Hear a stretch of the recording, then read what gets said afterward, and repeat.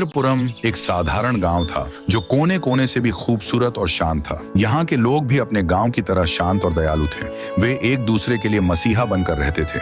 मगर सूरज ढलते ही यह शांति एक डरावने सन्नाटे में बदल जाती थी। और फिर आती थी वह रात, अमावस्या की सबसे गहरी रात। और फिर उस गहन अंधेरे से निकलती थी वह अजीब भयानक आवाज। बाबूलाल जो चौकीदारी करता था, अचानक काला साया आकर उसे टकराता था और वह पलक झपकते ही गायब। अगर कोई बच्चा गलती से भी घर के बाहर निकल पड़ता तो वही काला साया आता और उसे पकड़कर अपने साथ अंधेरे में खींच ले जाता था। अमावस्या की रात को कोई भी किसान या गांव वाला जो बाहर निकलता था वह कभी लौटकर नहीं आता था।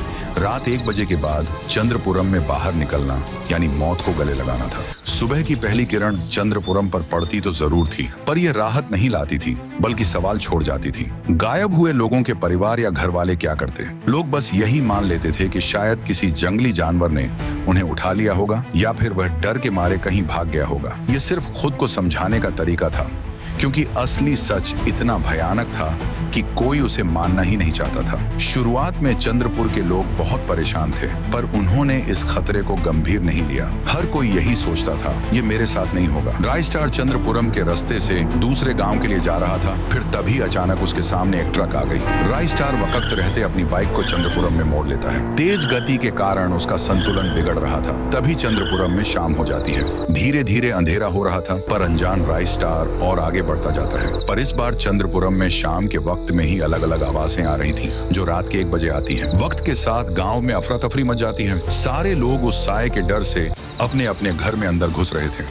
किसी का बदन थर थर कांप रहा था तो कोई पसीने से लथपथ था, पर फिर भी रायस्टार आगे बढ़ता जाता है। उसको काले साए के बारे में कुछ पता नहीं था। पल भर में इतनी शांति देखकर रायस्टार सोच में पड़ गया, इतनी जल्दी सब कहाँ गए? तभी एक आदमी उतर जाओ, जरा भी देर मत करो, और नीचे उतरा। वह आदमी बोला, अगर मरना नहीं है तो चलो मेरे साथ। रायस्टार बिना कोई सवाल किए उस आदमी के साथ दौड़ पड़ा। दोनों एक घर में घुसे और पुरानी खिड़की के पास रुक गए। रायस्टार कुछ समझ नहीं पा रहा था। उसने घबराए हुए आदमी से पूछा, तुम मुझे इतनी हड़बड़ी में यहाँ क्यों लाए? गांव में चल क्या रहा है? सब लोग कहाँ हैं? आदमी की आंखों में डर था। उसने कांपती आवाज में कहा, भाई ये गांव मौत का पिंजरा है। अमावस्या की रात जो भी बाहर निकलता है उसे एक काला साया उठा ले जाता है, इसलिए तुम्हें खींच लाया। सारे बाबा आए पर कोई फायदा नहीं हुआ। रायस्टार के रोंगटे खड़े हो गए। तभी बाहर से दबे पांव चलने की आवाज आई। 2 आदमी एक मरे हुए इंसान को कांधे पर लाद कर गांव के बाहर जा रहे थे। रायस्टार पेड़ के पीछे छिप गया। ये लोग लाश को कहाँ ले जा रहे हैं? उसने सोचा और उनका पीछा किया। वे दोनों एक खतरनाक जंगल में पहुंचे,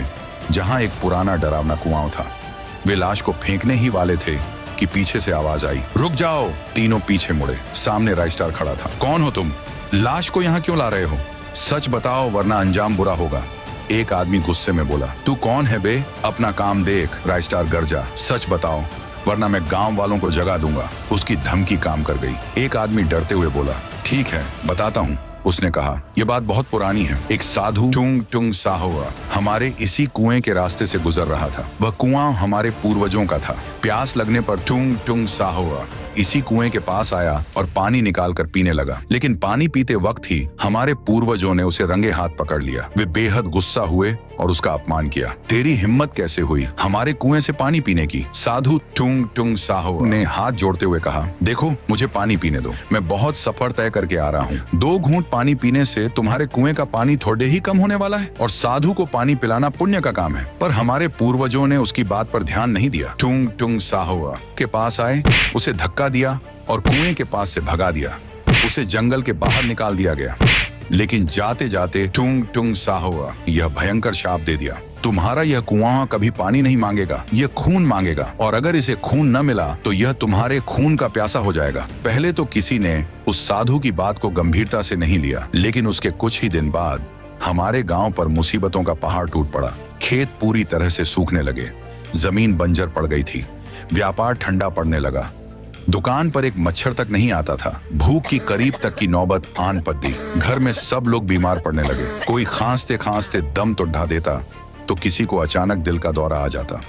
जब यह सब हमारे पूर्वजों के सिर से जाने लगा, तब अमावस्या की रात ठीक 1 बजे उन्होंने एक गरीब किसान की लाश लाई और सीधा उस कुएं में फेंक दी। कुएं के अंदर से एक भयानक निगलने की आवाज आई। उसके बाद से सब पहले जैसा हो गया। खेत में अच्छी फसल उगाई और व्यापार फिर से चलने लगा।